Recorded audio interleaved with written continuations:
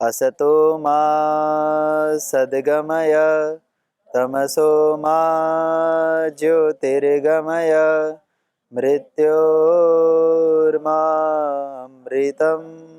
गमय। ओम शांति शांति शांति। रामायण के कुछ रोचक प्रसंग, कुछ रोचक किस्से। जहाँ रामायण के भीतर गहरा ज्ञान छिपा है, जहाँ यह शास्त्र एक बहुत बड़े इतिहास के गौरव को अपने भीतर समाहित किए हुए है, वहीं यह छोटे बच्चों के लिए एक उनके मनोरंजन का विषय भी बन सकता है। क्योंकि रामायण में बहुत ऐसे प्रसंग हैं जिन प्रसंगों को बच्चे बड़े ही रोचक पूर्ण ढंग से सुनते हैं, उनका हृदय इसमें लग जाता है, वे इसके साथ एकात्म हो जाते हैं।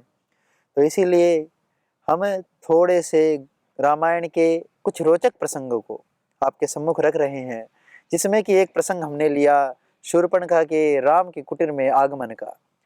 चूँकि यह बड़ा ही इसमें उपहास भी है इस प्रसंग में, और जीवन के अंत में एक शिक्षा भी दी जाएगी, जिस शिक्षा को हम इस कथा के अंत में जानेंगे। तो आइए आगे हम देखते हैं। हमने देखा था कि भगवान राम गोदावरी के तीर से स्नान करके माता सीता और लक्ष्मण जी के साथ अपनी पर्णशाला में आ चुके हैं। संध्या उपासना आदि करके फिर भगवान राम बैठे हैं चर्चा करने के लिए लक्ष्मण जी और सीता जी के साथ। इसे हमने कहा था कि श्रुति परंपरा से वे कोई बात, कोई कथा, कोई प्रसंग आगे बढ़ा रहे हैं। वहीं श्री वाल्मीकि जी भगवान राम के रूप का अद्भुत वर्णन करते हुए और शूर्पणखा जी के कुरूप का वर्णन करते हुए उपहास के रूप में बातें कह रहे हैं। तो उन श्लोकों को आइए हम देखते हैं। पहला श्लोक कल हमने देखा था कि दीप्तास्यम च महाबाहुम पद्म पत्रायते क्षणम गज विक्रांत गमनम जटामंडल धारिणम, कि भगवान राम जी कैसे थे, उनका रूप कैसा था।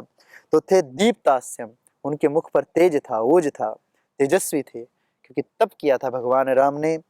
महाबाहुम, उनकी भुजाएं बड़ी बलवान थी, क्योंकि एक राजा ही थे। हालांकि 14 वर्ष का वनवास मिला हुआ था, परंतु फिर भी राजघराने में थे, राज परिवार से संबंधित थे, एक सम्राट के पुत्र, और स्वयं वे युवराज के पद पर आसीन होने वाले थे। तो अपने गुरुकुल काल में उन्होंने अपने शारीरिक, बौद्धिक, मानसिक बल को बहुत अधिक विकसित किया था। पद्म पत्रायते क्षणम, उनके नयन कमल पत्र के समान बड़े ही सुंदर थे। गज विक्रांत गमनम, उनकी चाल निर्भीक थी, उन्हें किसी प्रकार का कोई भय नहीं था। जटामंडल धारिणम, और भगवान राम की बड़ी बड़ी क्या थी, जटाएं। क्योंकि वन में थे तो वन में तो जटाई धारण करके रह सकते हैं।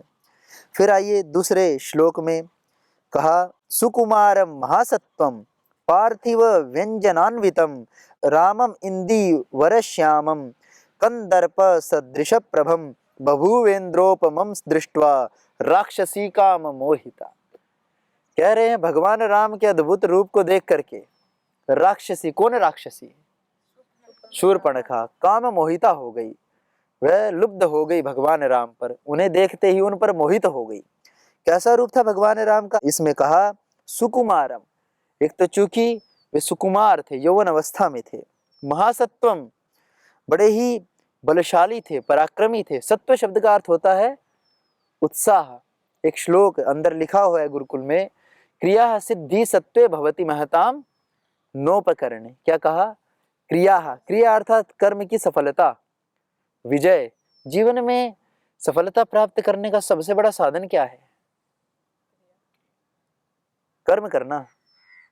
कर्म करना तो है ही, परंतु कर्म करने का सबसे बड़ा साधन क्या है, उत्साह।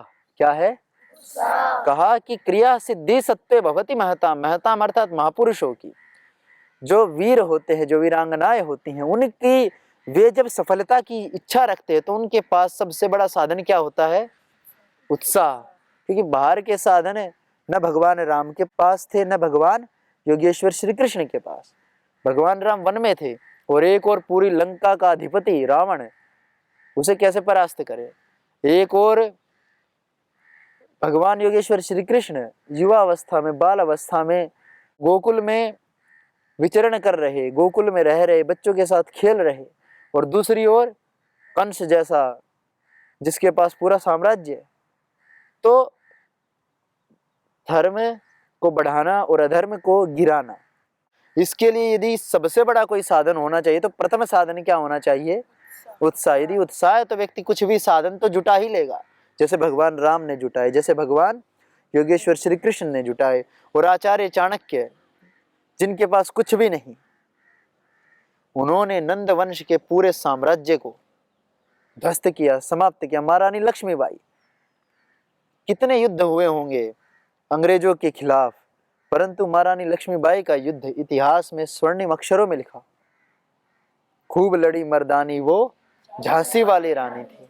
उनकी लड़ाई के गीत, उनके विद्रोह के गीत, उनके उत्साह के, उनके पराक्रम के गीतों को हम देखते हैं, और हमारे भीतर एक उत्साह की उमंग उठती है जब हम देखते हैं कि कैसे ऋषियों ने, कैसे पूर्वजों ने किन संघर्षों में जिया, और बिना साधनों के, केवल किस साधन के बलबूते पर?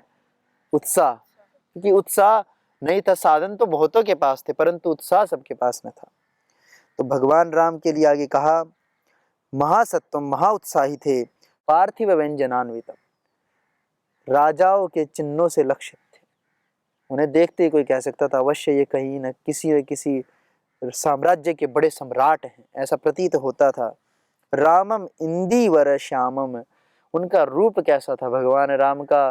तो जिस प्रकार नील कमल के समान श्याम कांति से सुशोभित थे राम, भगवान राम की कांति, तेजस्वी, ओज सब कुछ था। कंदर्प सदृश प्रभम, जैसे कंदर्प का, कामदेव का रूप हो, इतना अद्भुत रूप भगवान राम का था। ऐसे रूप को देखकर इंद्रोपमम, इंद्र के समान उनके शरीर की लालिमा को देख करके, दृष्टवा राक्षसी काम मोहिता, राक्षसी क्या हो गई? काम मोहित हो गई, राम जी पर लुब्ध हो गई। परंतु अब जरा देखिए राम जी कैसे और शूर्पणखा जी कैसे। शूर्पणखा के रूप को जरा देखिए कि सुमुखम दुर्मुखी रामम, वृत्त मध्यम महोदरी, विशालाक्षम विरूपाक्षी, सुकेशम ताम्रमूर्धजा, प्रिय रूपम विरूपा सा, सुस्वरम भैरवस्वना। अब इन संस्कृत के शब्दों को जब आप सुनेंगे तो अवश्य ही आप, हंसी तो आपके चेहरे पर आ ही जाएगी। सुमुखम, सुमुखी कौन थे? भगवान श्री राम जी। दुर्मुखी शूर्पणखा, सुमुखम दुर्मुखी। फिर अगला, रामम वृत्त मध्यम, भगवान राम जी का पेट कसा हुआ था, सीना उभरा हुआ था, परंतु राक्षसी कैसी थी? महोदरी। महोदरी अर्थात बड़ा बड़ा पेट लिए हुए, पेटली। महोदरी कोई हिंदी वाले शब्द में बोले तो क्या कहेंगे? पेटली, मोटे पेट वाली थी, पेटली थी, पेट निकला हुआ था। ठीक, आगे देखिए, विशालाक्षम, भगवान राम जी की आंखें बड़ी बड़ी सुंदर, और इसकी विरूपाक्षी, कैसी थी आंखें? विरूप, देखने में सुंदर नहीं, भद्दी। सुकेशम, भगवान राम के केश, सुकेश, सुकेश अर्थात सुंदर है केश जिसके, तो भगवान राम के केश सुंदर। और ताम्रमूर्धजा, इसके केश कैसे? तांबा समझते हैं? तांबे के तार देखे, तो तांबे के तार के समान इसके बाल ऐसे बिखरे बिखरे और भयंकर, देखने में भी अच्छे ना लगे। और प्रिय रूपम, प्रिय रूप किसका? राम जी का। विरूपा, विरूपा अर्थात देखने में सुंदर नहीं, कुरूपा, कुरूप वाली। और सुस्वरम, सुस्वर कौन? जिसका स्वर सुंदर है उसे क्या कहा? सुस्वर, जिसकी वाणी मधुर है। और इसकी भैरव स्वना, कैसा स्वर है इसका? भैरव स्वर। भैरव शब्द सुनते ही शमशान की याद आती है। जैसे भेड़िया कोई भैरव स्वर करे, ऊंचा स्वर करे, मोटा स्वर, भरा भरा स्वर, बिल्कुल सुनने में अच्छा न लगे, ऐसा स्वर है। दूसरी तरफ तरुणम दारुणा वृद्धा, भगवान राम जी कैसे? तरुण, तरुण अर्थात तरुण, तरुण युवा, तरुण अर्थात युवा। और यह कैसी? दारुणा वृद्धा। कैसी? वृद्ध अवस्था को प्राप्त। दूसरी तरफ दक्षिणम वाम भाषिणी, भगवान राम जी तो बोलने में कुशल, प्रवीण, दक्ष, दक्ष अर्थात कुशल। और यह वाम भाषिणी, कैसा बोलने वाली? कुटिलता भरी हो जिसकी बातों में, उसे क्या कहा? वाम भाषिणी। क्या कहा? वाम भाषिणी, जिसकी बातों में क्या भरी हो? कुटिलता। वामपंथी, जो कुटिलता की बात करे वो वामपंथी। ठीक, तो वाम भाषिणी कैसा भाषण करती? कुटिलता से भरा, उनकी बातों में ही, तभी तो राक्षस है। भगवान राम जी सरल, राक्षस का मतलब क्या? मायावी, जो छल करे, जो कपट करे, वही राक्षस है इस धरा पर, यह समझ लीजिए। कौन है राक्षस? छल करे, कपट करे। उपनिषद में कहा न येषु जिम्मम अनृतम न माया चेती, जिनमें न झूठ है, न कुटिलता है, न वे माया का ही सहारा लेते हैं, उन्हें देवत्व की, ब्रह्मत्व की, ऋषित्व की प्राप्ति होती। परंतु ये कैसी? कुटिल, जिसकी हर बात में क्या भरा हो? कुटिलता हो, छल हो, कपट हो, ऐसे। तब आगे देखिए, सुदुर्वृत्ता न्यायवृत्तम। न्यायवृत्तम कौन? भगवान राम। उन्हें क्या प्रिय है? न्याय। अन्याय को कभी भी सहन नहीं करना, तभी तो राक्षसों का वध किया। और इधर सुदुर्वृत्ता, केवल दुर्वृत्ता नहीं तो डाले, देखिए कैसे। एक तो कहा दुर्वृत्ता अर्थात गलत व्यवहार करने वाली, और उसमें भी क्या डाल दिया? सुदुर्वृत्ता। तो यह तो सुपर डिग्री हो गई। एक होता ना गुड, फिर बेटर, फिर बेस्ट, बेस्ट के बाद तो कुछ नहीं, तो यहाँ तो दुर्वृत्ता और फिर उसके बाद क्या लगा दिया? सुदुर्वृत्ता। तो ये तो बिल्कुल ही खराब, बिल्कुल भी अच्छा व्यवहार न करने वाली। प्रियम अप्रिय दर्शना, प्रिय कौन? भगवान राम। और अप्रिय दर्शना कौन? जिसका देखना ही अच्छा न लगे, देखना ही न चाहे, इतना कुरूप रूप उसका। आगे देखिए, शरीरज समाविष्टा राक्षसी रामम अब्रवीत। तो वह राक्षसी काम भाव से आविष्ट होकर के मनोहर रूप बना करके श्री राम के पास आई। वास्तव में तो कुरूपा थी, परंतु छल, कपट, झूठ, बेईमानी, यह तो उनके भीतर भरी हुई है, तभी तो राक्षस कहलाए। तो छल करते हुए सुंदर रूप बना करके भगवान राम जी के सामने गई। जटी तापस वेशेण सभार्य शरचाप धृक। जटी, भगवान राम जी कैसे थे उस समय? जटी, जटी किसको कहेंगे? जटाएं जिसकी, उसे क्या कहेंगे? जटी। शिखी किसको कहेंगे? शिखी, जैसे आपकी शिखा है ना, तो आप क्या कहलाए? शिखी। जिसकी जटा हो वो जटी। अब हमारे केश जरूर है, जटा नहीं है। जटाएं होती है जब कई कई केश जुड़ जाते हैं, इतनी मोटी मोटी जटाएं बनती हैं, बड़ी बड़ी जटाएं। जटाओं को फिर धोना मुश्किल हो, इसलिए जटाएं रखना भारी पड़ता है। तो भगवान राम जी चूंकि वन में थे, तो बड़ी बड़ी क्या रखी हुई थी? जटाएं। अब वन में कटवा नहीं सकते ना केश, कौन काटे, क्योंकि वनवास में है, तो इसलिए बड़ी बड़ी जटाएं रखी हुई थी। तो जटी। तापस वेशेण, तपस्वियों के वेश में जो दिख रहे थे भगवान राम। शर चाप धृक, शर किसको बोला? शर बोलते हैं बाण को, शर किसको बोलते हैं? और चाप क्या हो गई? धनुष। धनुष बाण धारण किए हुए राम को। आगतस त्वम इमं देशम कथम राक्षस सेवितम। बोली राम जी से, क्या बोली? आगतस त्वम इमं देशम। देश शब्द का अर्थ एक तो होता है राष्ट्र, और एक देश शब्द का अर्थ होता है स्थान। क्या होता है जी? स्थान। तो आगतः कैसे आए हो? तुम इमं देशम, इस देश को, इस स्थान पर। कैसे स्थान पर? राक्षस सेवितम, जो कि किन के द्वारा पालन पोषण किया जाता है जिस स्थान का? राक्षसों के द्वारा। यानी इलाका किनका है? राक्षसों का। सीधी सीधी बात कि राक्षसों के इलाके में क्यों आए हो? ठीक है जी। किसने पूछा? किससे? ने पूछा। राम क्या पूछा? आगतस्तम इमं देशम कथम राक्षस सेवितम। ये राक्षसों के द्वारा सेवित देश को तुम कैसे आए? क्या प्रयोजन था? किम आगमन कृत्यम ते, तुम्हारा आने का प्रयोजन क्या है? तत्वम क्या तुम अर्हसी, क्या तुम तत्व की बात कहो हमसे, सही सही बात बताओ कि क्यों इस राक्षसों के द्वारा सेवित वन में तुम, राक्षसों के द्वारा सेवित वन में तुम आए हो। तो कह रहे हैं एवं मुक्तस्तु राक्षस्या शूर्पणखा परंतपः ऋजु बुद्धि तया सर्वम आख्यातुम उपचक्रमे।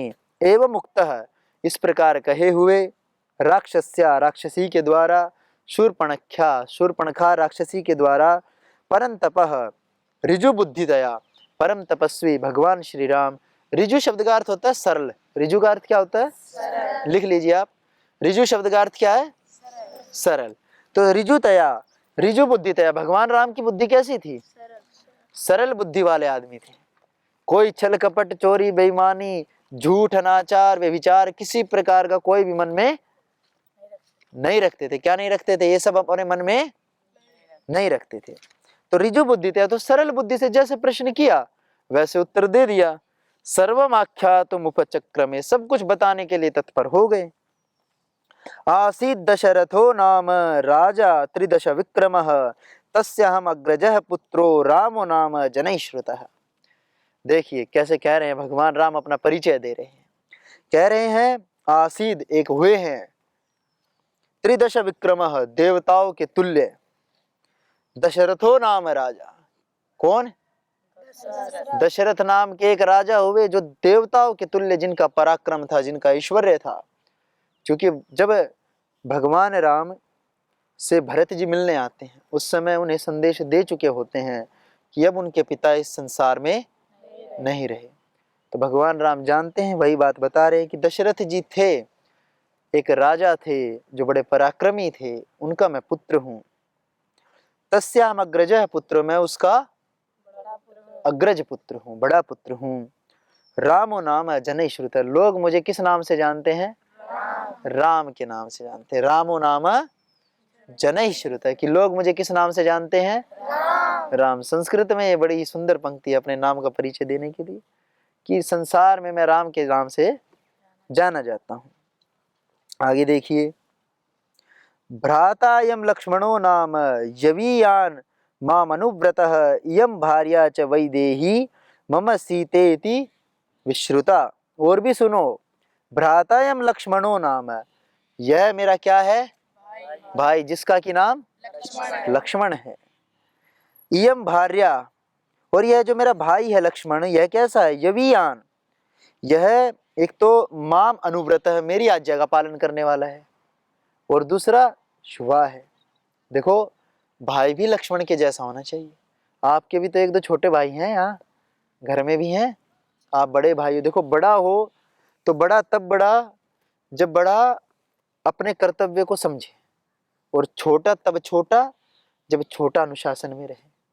तो यहाँ से हमें यह भी सीखना चाहिए कि अपने बड़ों से, छोटों से परस्पर में व्यवहार कैसा रखें। यहाँ लक्ष्मण जी के लिए क्या शब्द डाला कि लक्ष्मण जी जो हैं वो माम अनुव्रतः, मेरी आज्ञाओं में रहने वाले हैं, मेरी कभी भी आज्ञाओं का उल्लंघन नहीं करते। ठीक है जी। तो आप भी यदि किसी के छोटे भाई हो तो आपको भी बड़े भाई की आज्ञा का उल्लंघन नहीं करना चाहिए, और माता पिता की आज्ञा का उल्लंघन तो बिल्कुल ही नहीं करना चाहिए, और आचार्य की आज्ञा का उल्लंघन किया तो पाप लगेगा। क्यों?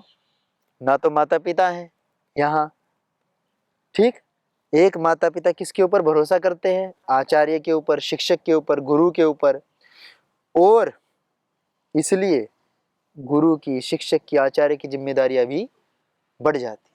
उनके अनुकूल यदि आचरण नहीं किया तो आचार्य को भी दुखी करते हो, गुरु को भी दुखी करते हो, माता पिता को भी कष्ट होता है। क्यों?